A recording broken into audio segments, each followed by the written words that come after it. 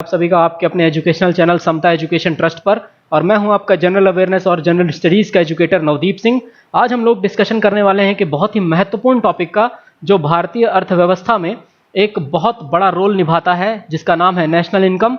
और national income में आज हम लोग डिस्कशन करेंगे नेशनल इनकम को निकाला किस तरह जाता है, इसकी काउंटिंग में क्या प्रोसेस है, उसके बाद कौन कौन से कार्यालय हैं जो इसकी काउंटिंग के लिए जिम्मेदार हैं, और अंतिम में हम इससे जुड़े कुछ वैकल्पिक प्रश्नों को भी हल करेंगे। तो चलें आज का सेशन शुरू करते हैं। और सेशन में शुरुआत से ही सबसे पहले मैं आपको नेशनल इनकम के बारे में बता दूं कि किसी भी देश में इकोनॉमी का अर्थ होता है उस देश की अर्थव्यवस्था। देखिए, अर्थव्यवस्था का मतलब, अर्थ मतलब होता है धन, व्यवस्था मतलब होता है अरेंजमेंट। तो रुपए के माध्यम से चलने वाली अरेंजमेंट को हम इकोनॉमी कहते हैं। या अगर इकोनॉमी की डेफिनेशन में जाएं तो सबसे पहले गुड्स का मतलब जो भी प्रोडक्ट बनता है। प्रोडक्ट कहने का मतलब कोई भी उत्पाद जो भारत में फिनिश्ड होकर के तैयार होता है। आप छोटी सुई से लेकर के बड़े ट्रक तक, आप एरोप्लेन से लेकर के नीचे रेलवे ट्रेन की बोगी के इंजन तक, जहां जहां भी देखते हैं ये सारी चीजें गुड्स में शामिल होती हैं। और फिर उसके बाद आती हैं सर्विसेज, जिन चीजों के लिए आप पे करते हैं और पे करने के बाद आप उसको उपयोग कर पाते हैं। सर्विसेज के एग्जाम्पल में अगर हम उठाएं तो हम सबसे पहले देख सकते हैं कि जैसे आप बाल कटवाने जाते हो, आप नाई की दुकान पर उसे पेमेंट करते हो, ये एक सर्विस है। आप ट्रांसपोर्टेशन एक सर्विस है। अगर आप कहीं भी जाना चाहते हो तो आप अपने वाहन से जा सकते हो और वाहन में आपको फ्यूल डलाना पड़ता है, ये एक सर्विस है जो आप ले रहे हो। सो बेसिकली सर्विस का मतलब कि ऐसी चीज जिसके लिए आप पहले पे करते हो और फिर उसे अवेल करते हो। किसी भी एक जियोग्राफिकल एरिया के अंदर, यानी एक भौगोलिक परिक्षेत्र के भीतर, कुल वस्तुएं व सेवाएं, याद रखिएगा, कुल वस्तुएं व सेवाएं, इनका प्रोडक्शन, कंजम्पशन और डिस्ट्रीब्यूशन, ये तीनों चीजें मिला करके उस क्षेत्र की इकोनॉमी बताती हैं। प्रोडक्शन, कंजम्पशन, डिस्ट्रीब्यूशन, तीनों चीजें मिला करके उस क्षेत्र की अर्थव्यवस्था को रिप्रेजेंट करती हैं। बिकॉज प्रोडक्शन का मतलब होता है उत्पादन, कंजम्पशन का मतलब होता है उपभोग और डिस्ट्रीब्यूशन का मतलब होता है वितरण। इन तीनों चीजों को मिला करके ही आप भौगोलिक परिक्षेत्र की अर्थव्यवस्था का मापन कर सकते हो। अगर प्रोडक्शन, कंजम्पशन, डिस्ट्रीब्यूशन किसी भी एक भौगोलिक परिक्षेत्र के भीतर बढ़िया है तो इसका मतलब उसकी इकोनॉमी अच्छी है, और अगर बढ़िया नहीं है तो मतलब इकोनॉमी उतनी अच्छी नहीं है। इसीलिए जब भी हम राष्ट्रीय आय की गणना करते हैं, gross national product, gross domestic product, gross national income, net national product, net national income और पर कैपिटा इनकम जैसे छोटे छोटे टॉपिक्स पर भी चर्चा करते हुए आगे बढ़ते हैं। तो जल्दी से अब हम लोग चलते हैं हमारे सबसे पहले पॉइंट पर, जिसका नाम है ग्रॉस डोमेस्टिक प्रोडक्ट। कहने का मतलब यह कि एक परिक्षेत्र के भीतर एक फाइनेंशियल ईयर में, जो कि भारत की अगर बात करें तो शुरू होता है 1 अप्रैल से और चलता है 31 मार्च तक। भारत के अंदर 1 अप्रैल से 31 मार्च तक पूरे समय काल में जो टोटल गुड्स और सर्विसेज प्रोड्यूस की जाती हैं, यानी जो टोटल वस्तुएं व सेवाएं किसी भी देश में उत्पादित की जाती हैं, उनका मौद्रिक मूल्य जीडीपी कहलाता है। मौद्रिक मूल्य कहने का मतलब value in terms of currency. Basically GDP का मतलब आप देखें तो सी प्लस आई प्लस जी प्लस एनएक्स, मतलब कि कंजम्पशन, इन्वेस्टमेंट, गवर्नमेंट एक्सपेंडिचर और नेट एक्सपोर्ट। अगर ये सारी चीजें मिला लो तो वो जीडीपी बनाते हैं, यानी ग्रॉस डोमेस्टिक प्रोडक्ट को बनाते हैं। तो होप आपको यह पता चल गया होगा कि एक भौगोलिक परिक्षेत्र के अंदर एक साल के अंदर जितना कुछ वस्तुओं और सेवाओं का उत्पादन होता है। परंतु इसके बाद आपको मौद्रिक मूल्य शब्द जरूर याद रखना है, क्योंकि इकोनॉमी और जीडीपी में यही फर्क आता है। जीडीपी का मतलब टोटल वस्तुओं और सेवाओं का मौद्रिक मूल्य, जबकि इकोनॉमी में आप पूरा का पूरा कंजम्पशन, डिस्ट्रीब्यूशन और प्रोडक्शन भी देखते हो। नॉमिनल जीडीपी की जब भी हम बात करते हैं, नॉमिनल जीडीपी का मतलब यह होता है कि जितना भी गुड्स एंड सर्विसेज बना है उसकी कंट्री के अंदर नेट मार्केट वैल्यू क्या है। टोटल मार्केट वैल्यू की हम लोग जब भी बात करते हैं, ये नॉमिनल जीडीपी का हिस्सा आता है। और इसके साथ साथ रियल जीडीपी का मतलब होता है कि जो भी इकोनॉमी है उस इकोनॉमी में आपने टोटल गुड्स और सर्विसेज का क्या प्रोडक्शन किया है। टोटल गुड्स और सर्विसेज का प्रोडक्शन रियल जीडीपी को रिप्रेजेंट करता है और नॉमिनल जीडीपी का रिप्रेजेंटेशन होता है कि आपने उस समय पर प्रोडक्ट जो बनाया वो कितने का है या जो सर्विसेज प्रोवाइड की वो कितने की है। तो basically real GDP is a measurement of the value of the output economy adjusted for price changes. देख रहे हैं ना आप लोग कि मूल्य परिवर्तन के लिए समायोजित आउटपुट अर्थव्यवस्था के मूल्य का माप है। तो ये गुड्स एंड सर्विसेज जो आपने टोटल बनाए हैं वो टोटल कितने के हैं, दैट इज रियल जीडीपी, और बाद में इसे एडजस्ट किया जाता है इकोनॉमी के आउटपुट को देखते हुए। तो ये सारा का सारा डिस्कशन के बाद अब हम लोग एक चीज पर डिस्कशन और कर लें कि डेप्रिसिएशन क्या होता है, जिसे मूल्य ह्रास के नाम से जानते हैं। अगर कोई भी बाइक, एग्जाम्पल के तौर पर मैं आपको बोलूं कि जैसे आपने कोई एक बाइक खरीदी जिसकी कीमत है आज 1 लाख रुपए, और 1 लाख रुपए की बाइक का जब आप अगले साल इंश्योरेंस कराओगे यानी 2021 में, तो वो 1 लाख रुपए नहीं होगा जबकि वो 90,000 रुपए हो जाएगा। इसी तरह से 2022 में जब आप उसका वापस से, याद रखिए, वापस से जब आप उसका इंश्योरेंस करवाओगे तो वो हो सकता है सिर्फ 80,000 रुपए की बचे। तो आखिर क्या था ऐसा जो इन 2 सालों में घटा? 2 सालों में 20,000 रुपए वैल्यू क्यों कम हुई? उसके पीछे कारण है कि आपकी बाइक पुरानी हुई और उसकी मूल्य में मूल्यह्रास हुआ। समझे? जब भी आप कोई भी फिक्स्ड एसेट लेकर के आते हो, फिक्स्ड एसेट का मतलब यह कि कोई भी आप प्रोडक्ट खरीद करके लाते हो मार्केट से, सिवाय रियल एस्टेट या जमीन के, सिस्टमेटिक मैनर में उसकी वैल्यू हमेशा जीरो की तरफ ही बढ़ती रहती है। अब अगर कोई बाइक आप लेकर के आए थे सन 2000 में और आज 2020 है, 20 सालों तक आपने उसको चला लिया, तो उसके बाद उसकी वैल्यू जितने में आप उसे 2000 में लेकर के आए थे, सन 2000 में उसकी जो भी वैल्यू रही होगी उसमें से आज उसकी वैल्यू लगभग 10% भी नहीं बची होगी। कारण ये है। तो इस तरह से हम इसको समझते हैं कि डेप्रिसिएशन कितना इंपॉर्टेंट है और डेप्रिसिएशन के क्या क्या पॉइंट्स हैं। डेप्रिसिएशन बेसिकली आपकी जो भी फिक्स्ड एसेट की रिकॉर्डेड कॉस्ट है उस रिकॉर्डेड कॉस्ट में आई हुई कमी को दर्शाता है। ग्रॉस नेशनल प्रोडक्ट की बात करते हैं। ग्रॉस नेशनल प्रोडक्ट का मतलब होता है market value of all products and services produced in 1 year of a country, but labour, property और बाहर से आने वाली इनकम को भी जोड़ना है इसमें। देखिए, जीएनपी होता है GDP plus X minus M. अब देखिए, ग्रॉस नेशनल प्रोडक्ट बराबर जीडीपी। जीडीपी का मैंने क्या बोला था? जीडीपी का मैंने बोला था कि सर गुड्स और सर्विसेज जितनी भारत में प्रोड्यूस होती हैं वो सारी की सारी, अब इनका एक्सपोर्ट होगा तो वो एक्सपोर्ट भी जीडीपी में ही शामिल होगा। परंतु आपके भारत के वो लोग जो कभी भारतीय थे पर अब जाकर के बाहर रहने लगे, वो वहां से इनकम बना करके भेजते हैं। तो जो भी इनकम बाहर से भारत को आती है वो इनकम शामिल करिए, और जो भी इनकम यहां पर रहने वाले दोस्त या यहां पर रहने वाले कर्मचारी बाहर भेज देते हैं उसे माइनस कर दीजिए। अब देखें, यहां पर जितने भी लोग रहते हैं वो इनकम कमाएंगे तो अपने घर भेजेंगे। अब बाहर के लोगों की इनकम को तो हम यहां की इनकम में काउंट नहीं कर सकते, उसे माइनस कर दें, और साथ ही साथ जो लोग हमारे यहां के बाहर रह के यहां इनकम भेजते हैं उसे प्लस कर दें, तो ये बन जाता है जीएनपी, ग्रॉस नेशनल प्रोडक्ट। तो होप आपको ये पॉइंट क्लियर हो गया होगा। जीएनपी बराबर जीडीपी प्लस बाहर से आई हुई इनकम माइनस यहां से बाहर भेजी गई इनकम। अब देखें, ग्रॉस नेशनल प्रोडक्ट और ग्रॉस डोमेस्टिक प्रोडक्ट में क्या फर्क समझ में आता है आपको। ग्रॉस नेशनल प्रोडक्ट के बारे में मैंने बताया कि income earned by the nation's factors of production regardless of where located. मतलब कि अगर भारत का कोई भी व्यक्ति बाहर रह करके भी कमाकर भारत में भेजता है तो भी वो ग्रॉस नेशनल प्रोडक्ट में काउंट होगा। जबकि ग्रॉस डोमेस्टिक प्रोडक्ट का मतलब कि टोटल इनकम जो बनाई गई domestically located factors of production regardless of nationality, Bharat के परिक्षेत्र के अंदर। अगर एग्जाम्पल के तौर पर कभी आपसे बोला जाता है कि लेट्स से ये इंडिया है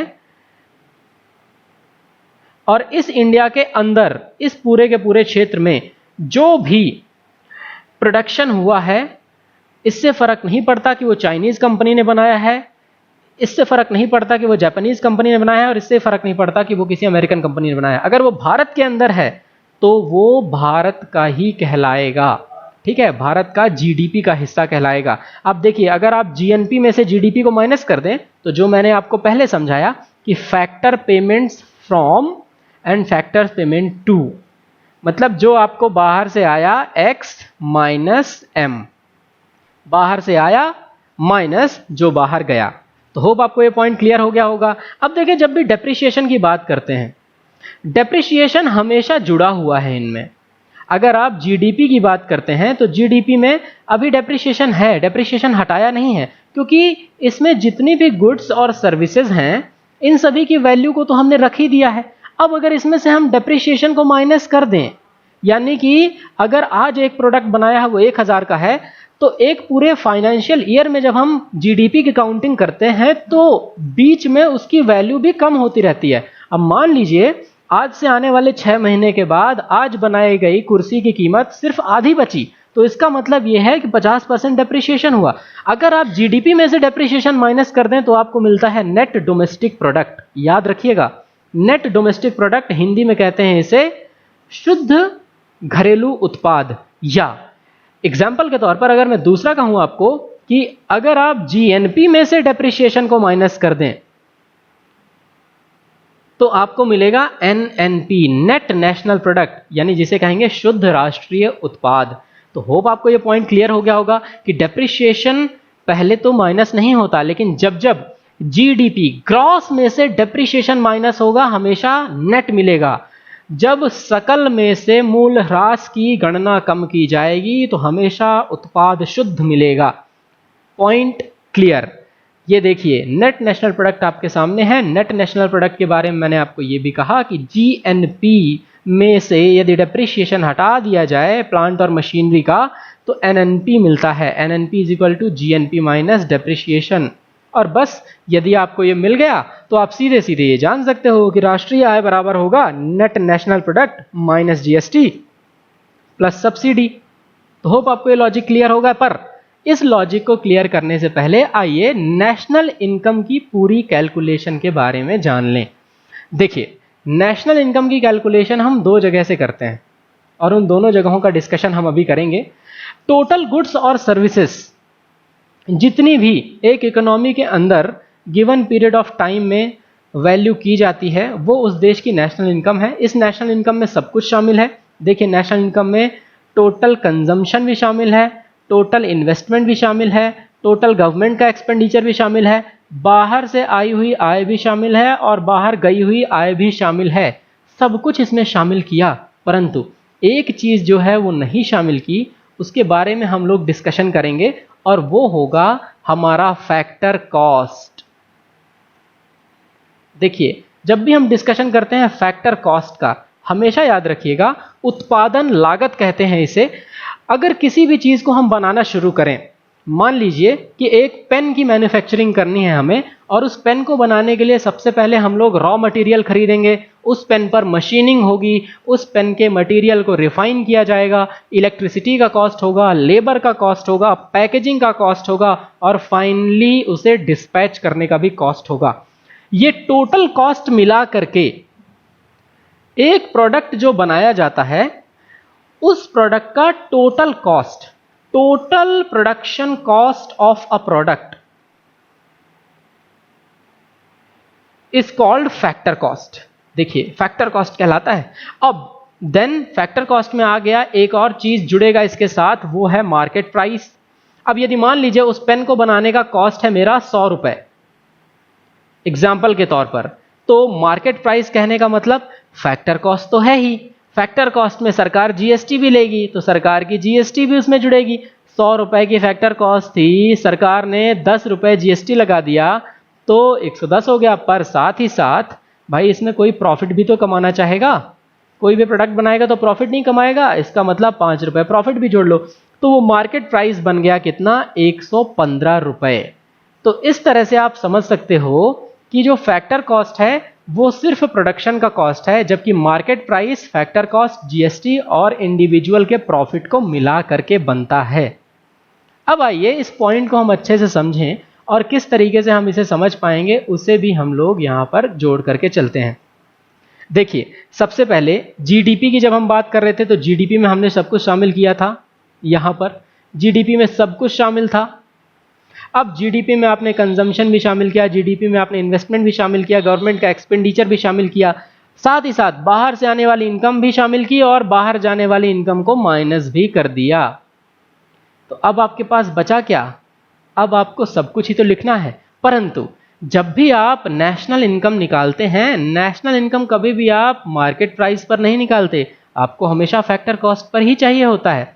क्योंकि नेशनल इनकम अगर आप मार्केट प्राइस पर निकालेंगे तो ये जो टैक्सेस हैं, जीएसटी, इनडायरेक्ट टैक्स, इस टैक्स को आप दोबारा काउंट कर लेंगे अपनी इनकम में, जबकि ये टैक्स आप ही तो कलेक्ट कर रहे हैं। यदि सरकार ने खुद ही टैक्स कलेक्ट किया और खुद ही इसको इनकम में काउंट कर लिया तो सरकार की काउंटिंग डबल काउंटिंग हो जाएगी।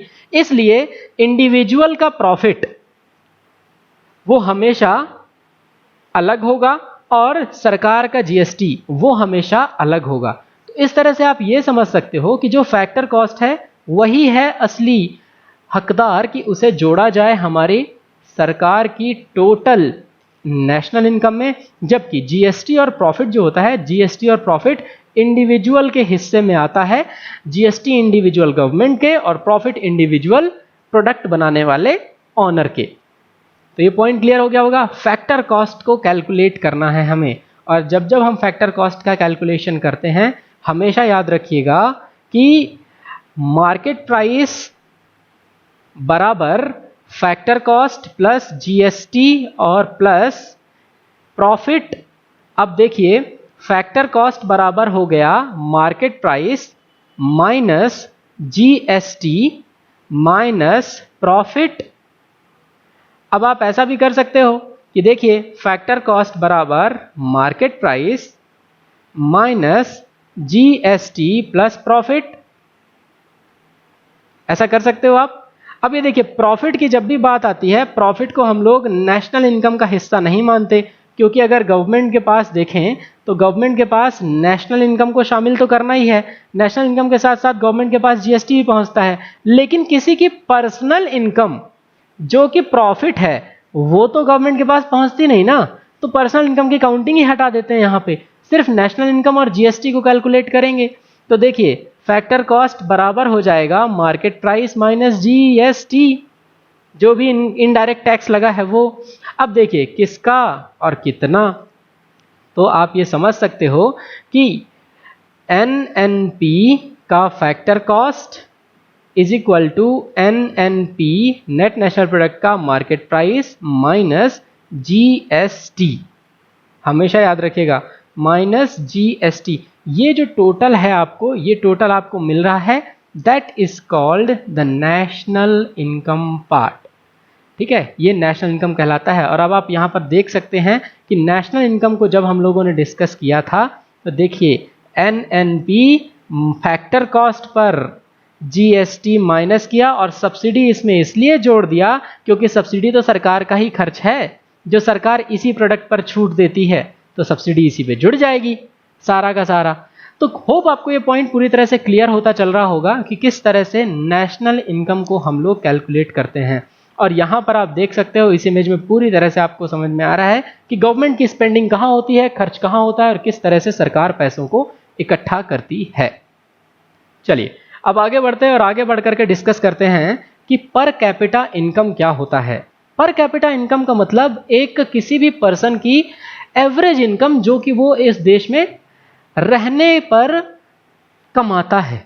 अब वो कमाएगा कैसे? जैसे एग्जाम्पल के तौर पे हमने कहा कि हमारी राष्ट्रीय आय अगर मान लीजिए 1 लाख रुपए है और हमारे देश में रहने वाले टोटल लोग हैं 100, तो इसका मतलब आप उसे डायरेक्टली इससे कैंसिल आउट कर सकते हैं और आपको पता चल सकता है कि 1000 रुपए पर पर्सन ये आपकी पर कैपिटा इनकम होने वाली है।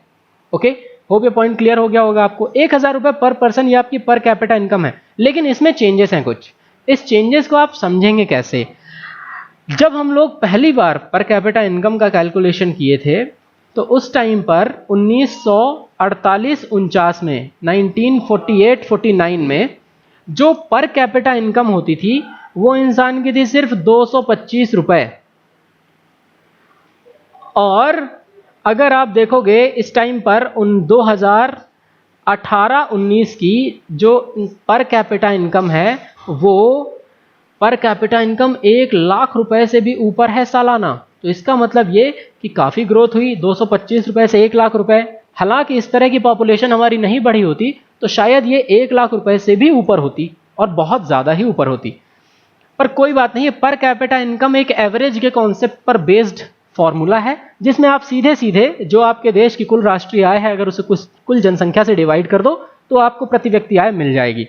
हाउएवर पर्सनल इनकम का कॉन्सेप्ट आता है जिसके बारे में अभी हम बात कर रहे थे और उस पर्सनल इनकम के कॉन्सेप्ट को हम यहाँ पे थोड़ा सा डिस्कस कर लेते हैं कि जैसे प्रॉफिट पर्सनल इनकम का पार्ट है तो किस तरह से प्रॉफिट को कैलकुलेट किया जाता है।